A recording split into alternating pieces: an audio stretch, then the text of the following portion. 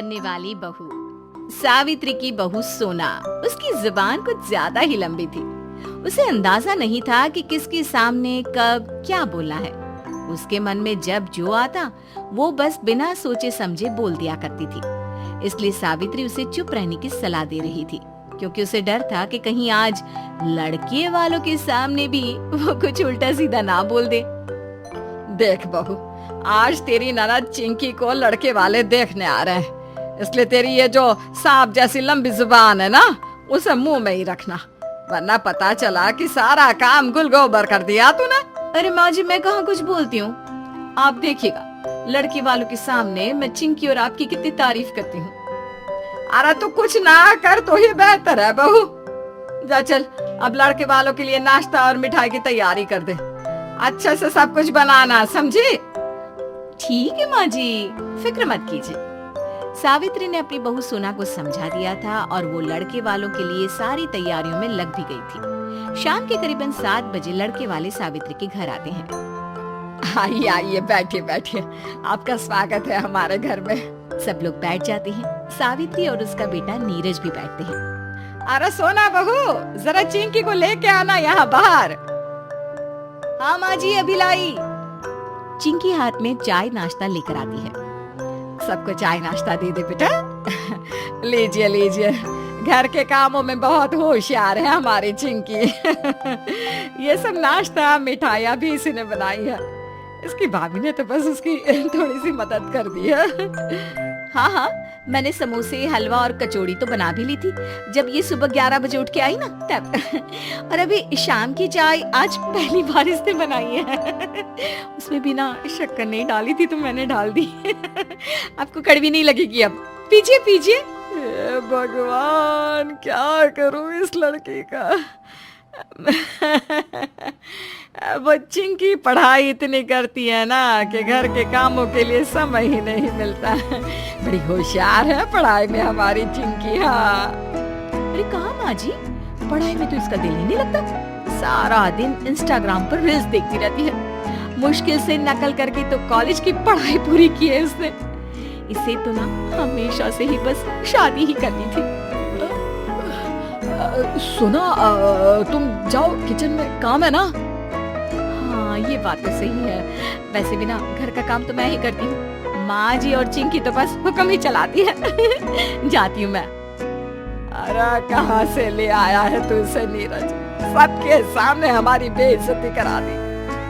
लड़के वालों के सामने सोना की बातों से चिंकी का इम्प्रेशन कम हो गया और लड़के वालों ने रिश्ते से मना कर दिया, जिससे सावित्री और चिंकी सोना पर बहुत ज्यादा गुस्सा थी।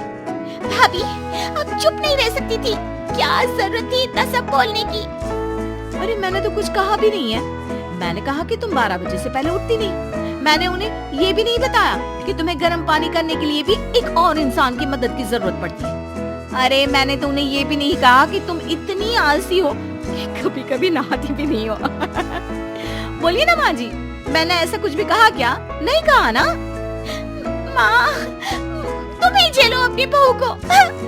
कर दिया ना नाराज उसे। देख, अरे क्यों कर दिया तू ये सब? अरे कोई नहीं माँ जी, अभी कमरे में जाकर पिज्जा मंगवाएगी और सहेलियों से फोन पे बात करेगी ना तो ठीक हो जाएगी। भगवान, क्या करूं मैं तेरा। चल ये सब छोड़, शाम को पड़ोस वाली मंगला के घर जाना है। उसको पोता हुआ है तो दोनों चलेंगे, ठीक है? बच्चे को शगुन भी दे आएंगे। ठीक है माँ जी। शाम को सोना और सावित्री पास वाली मंगला काकी के घर आते हैं, जहाँ 2 और पड़ोस की औरतें भी खड़ी थी। अरे तुम दोनों भी यहाँ हो?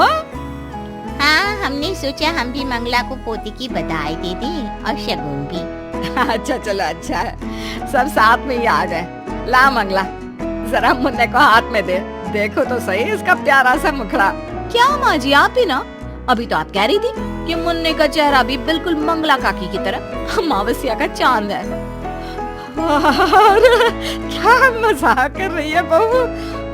मैंने कब कहा? बिल्कुल पगली है ये भी, सच में। सावित्री की दोनों पड़ोसन आपस में हंसने लगती है। मंगला, ये ले मुन्ने का शगुन। कितना दिया है शगुन में?